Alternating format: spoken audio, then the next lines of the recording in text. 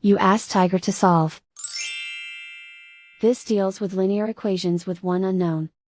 The final result is x equals -4. Let's solve it step by step. Simplify the expression. Expand the parentheses. Simplify the arithmetic. Group like terms. Combine like terms. Group all constants on the right side of the equation. Subtract 18 from both sides. Simplify the arithmetic.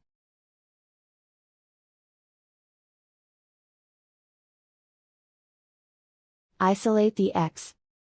Divide both sides by 2. Simplify the fraction.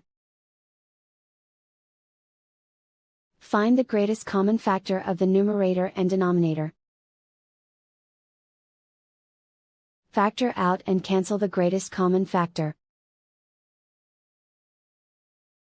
And so the final result is x equals -4.